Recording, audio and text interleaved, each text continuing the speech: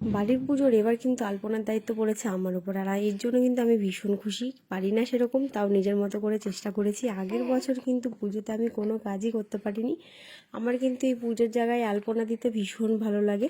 তো আলপনা দেওয়া কমপ্লিট করে নিয়েছি, এটা আগের দিন রাত্রে। আর এই দেখো এখানটায় হচ্ছে মা বসবেন, মায়ের বসার জায়গাটা পুরো সুন্দর করে সাজিয়ে নেওয়া হয়েছে ফুল দিয়ে। আর এটা হচ্ছে আমাদের বাড়ির গেটটা সাজানো হয়েছে। আর এবছর কিন্তু সেরকম কাউকেই বলতে পারিনি, অনেক আত্মীয় স্বজনও মিস গেছে। কোনো রকম করে ছোটোখাটো করেই পুজোটা আয়োজন করা হয়েছে, যাদের বলতে পারিনি অনেক অনেক দুঃখিত তাদের কাছে। সামনের বছর সবাইকে নিয়ে আবার পুজোটা কমপ্লিট করব। আর এখানটায় দেখো এটা পরের দিন সকালবেলায় ছেলেকে রেখে আমি রান্নাঘরে চলে এসেছি রান্না করতে। আর এই যে এটা কিন্তু সকালবেলায় খাওয়ার আমার লুচি তরকারি।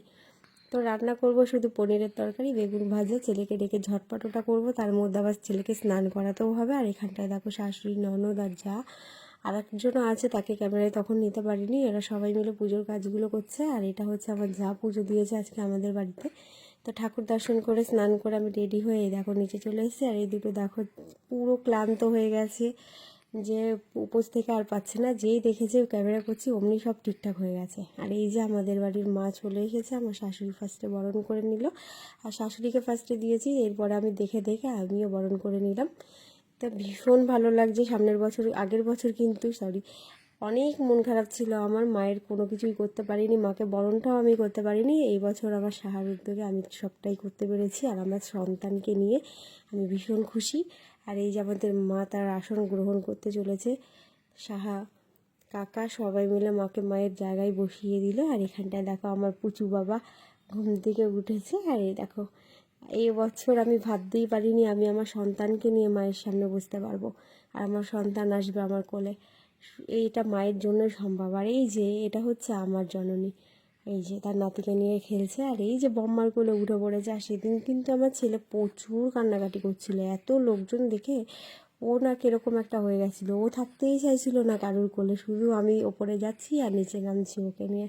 আর এখানটায় দেখো কাদু কাদু মুখ নিয়ে আবার হাসছে, কী করবে বুঝে উঠতে পারছে না। আর এই যে ঠাকুরমশাই দাদু কিন্তু ভোগ রান্না শুরু করে দিয়েছে। এখানটা আমরা সবাই মিলে মানে কয়েকজন মিলে এই যে সবাই রেডি হয়ে বসে পড়েছি। প্রায় সন্ধ্যাবেলা এই সময়টা সবাই মিলে একটা ফটো তুললাম, বেশ আনন্দ করেছিলাম কিন্তু সেই দিনটা। আর এই যে এই পুচকেটাকে চিনতে পারছো, এটা কিন্তু আগের বছর অনেক ছোট ছিল, তখনও ওটাকে কোলে নিয়ে আমি ভিডিও করেছিলাম। আর এবছর দেখো হাঁটা শিখে গেছে। আর এই যে আমাদের পুজো স্টার্ট।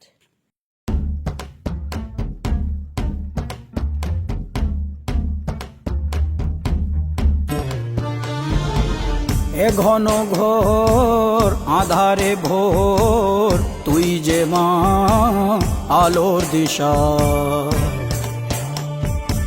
শক্তিরূপা খর্গহস্তা, মহাকালী অপরূপা। তোর প্রলয়ঙ্করী রূপে কেঁপে ওঠে শত্রুর তরবারি। জয় জয় মা, হৃদয়ের ভাষা পায় প্রাণ, সে যে মা তুলির পরশে তরি। অন্নহীনে অন্নদায়িনী দয়াময়ী, তুই যে মা অন্নপূর্ণা। সন্তান স্নেহে তুই মা যেন কল্যাণী সম্পূর্ণা। তোর কথা যেন মন্ত্রোচ্চারণ, বজ্র সম কঠিন অনুশাসন। ধৈর্যের সর্বংসহা পৃথিবী, ধর্ম ও ন্যায়ের প্রতিচ্ছবি।